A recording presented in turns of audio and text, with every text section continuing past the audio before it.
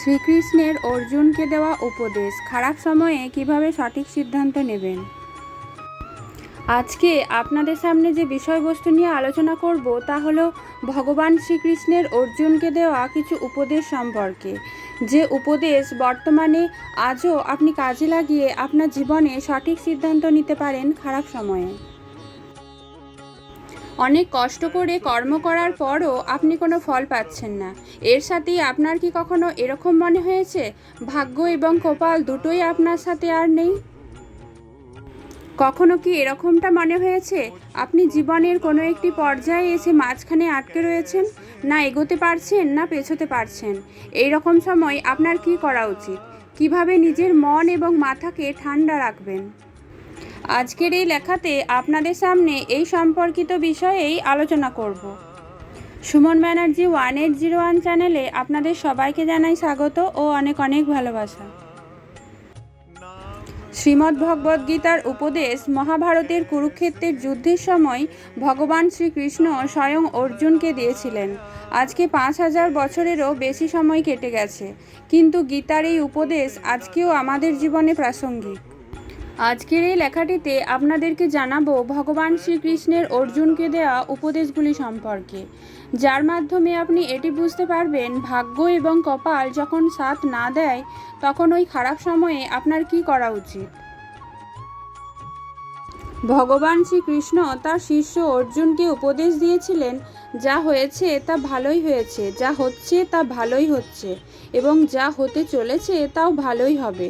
তুমি ঘটে যাওয়া পূর্বের ঘটনা নিয়ে পশ্চাতাপ করো না, সামনে ঘটতে চলা ভবিষ্যতের সম্পর্কেও চিন্তা করো না, শুধুমাত্র বর্তমান নিয়ে ভাবো এবং বর্তমানের সঙ্গেই চলো।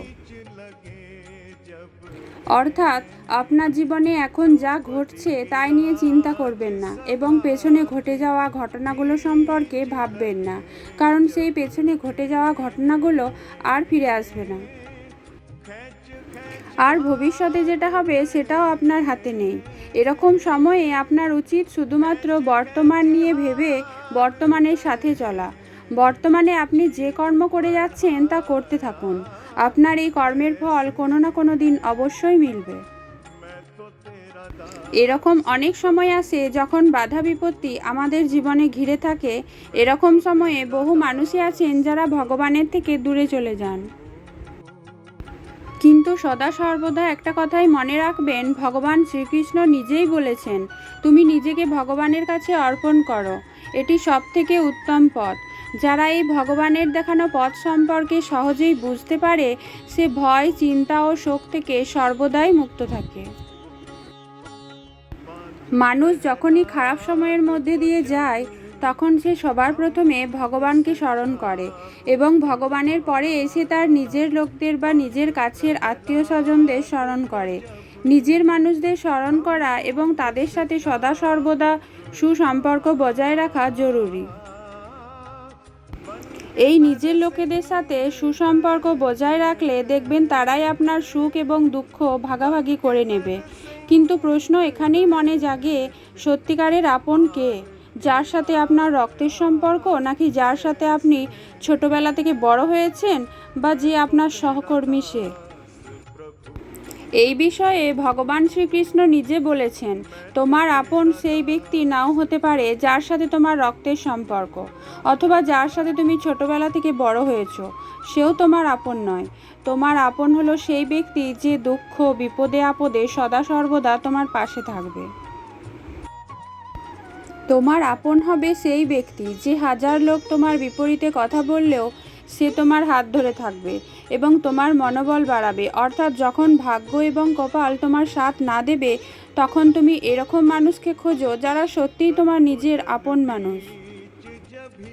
শ্রীমদ্ভগবদ্গীতায় ভগবান শ্রীকৃষ্ণ এই উপদেশ দিয়েছেন যে প্রত্যেক ব্যক্তিকে তার নিজের উপর ভরসা রাখতে হবে, কারণ যে সমস্ত লোক নিজের উপর ভরসা করতে জানে তারা সফলতা একদিন ঠিক পাবে।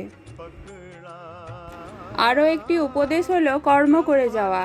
যে সৎ ব্যক্তি কেবল তার কর্ম করে যাচ্ছে নিঃস্বার্থভাবে, তার দুঃখ ও কষ্টে ভরা জীবন পবিত্রময় হয়ে ওঠে তার সৎ কর্মের মাধ্যমে। আর নিজের কর্মে অটুট থাকতে পারলে সফলতা ঠিক আসে। এক্ষেত্রে আপনার ভাগ্য আপনার সাথ না দিলেও আপনি কিভাবে কর্ম করে আপনার লক্ষ্যে এগিয়ে যাবেন সেই বিষয়টি সম্পূর্ণ আপনার হাতে। সবশেষে একটা কথা অবশ্যই বলবো, নিজের কর্ম এবং ভাগ্য বা কপাল এই সব কিছু একত্রিত হলে সফলতা অবশ্যই পাবেন। সর্বগুণ সম্পন্ন হলেন পরমেশ্বর ভগবান। তাই সর্বগুণ প্রাপ্ত করার জন্য, ভালো গুণগুলোকে গ্রহণ করার জন্য ঈশ্বরকে মন থেকে আরাধনা করুন। তাহলেই ভগবানের দেখানো পথ অনুযায়ী ভালো গুণগুলি প্রাপ্ত করতে পারবেন। আর হ্যাঁ, এই বিষয়টি সদা সর্বদা মনে রাখবেন যে কপাল আপনার সাথ দিক আর না দিক, ভগবান সদা সর্বদা আপনার সাথেই আছেন। আশা করি বুঝতে পেরেছেন খারাপ সময়ে কিভাবে সঠিক সিদ্ধান্ত নিতে হয়। मैं तो तेरा दास प्रभु।